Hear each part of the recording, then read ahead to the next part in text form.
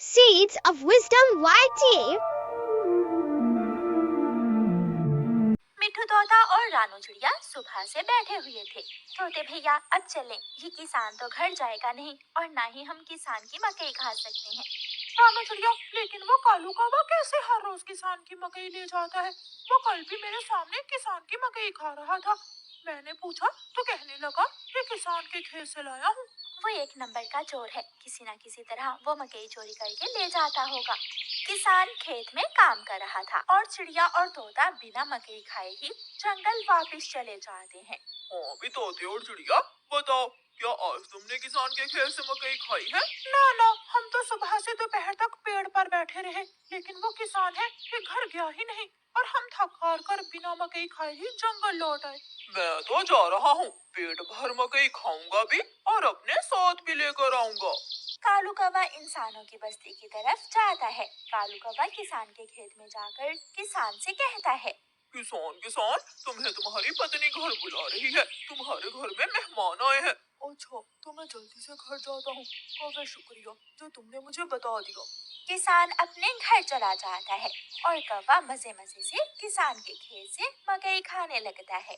नहीं, मैंने तो आपको नहीं बुलाया। क्या मेहमान नहीं आए थे? तो फिर उस काले कौवे ने मुझसे झूठ क्यों बोला? कौवा झूठा है, मैंने तो उसे नहीं भेजा। कौवा पेट भरकर मकई खाता है और कुछ मकई अपने साथ लेकर वापस जंगल लौट जाता है। कौवे कौवे, एक मकई का भुट्टा मुझे भी दे दो। ना, मैं तो मकई का भुट्टा किसी को नहीं दूंगा, बहुत मुश्किल से लाया हूँ मैं। कौवा चिड़िया के सामने बैठकर मकई का भुट्टा खा रहा था और चिड़िया के मुंह में पानी आ रहा था। दूसरे दिन कौवा फिर से किसान के खेत में जाता है और किसान से कहता है, किसान, मैं अभी तुम्हारे घर से आया हूँ। तुम्हारे बेटे को तेज बुखार है, जल्दी से घर जाओ। कौवे की बात सुनकर किसान घबरा जाता है और कुछ सोचे बिना अपने घर भाग जाता है और कौवा मजे से मकई खाने लगता है। कहाँ है मेरा मुन्ना? मुन्ना तो बाहर खेलने गया हुआ है। क्या मेरा मुन्ना ठीक है? हाँ, मुन्ना तो बिल्कुल ठीक है। तो फिर इसका मतलब आज फिर उस शरारती कौवे ने मुझसे शरारत की है। उसने मुझसे कहा कि मेरे मुन्ने को बुखार है, मैं जल्दी घर जाऊं। वो कौवा जरूर आपको घर भेजकर खेत से फसल खाता होगा। मैं कल देखूंगा वो कौवा कैसे मुझे उल्लू बनाकर मेरे खेत से मेरी फसल खाता है।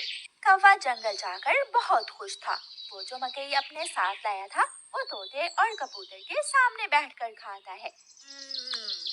वाह, मजा ही आ गया। ये मकई तो बहुत स्वादिष्ट है। यार कौवे, थोड़ी सी मकई मुझे भी दे दो। हाँ ठीक है, अगर तुम मेरे घर का काम कर दो तो मैं तुम्हें भी मकई दे सकता हूँ।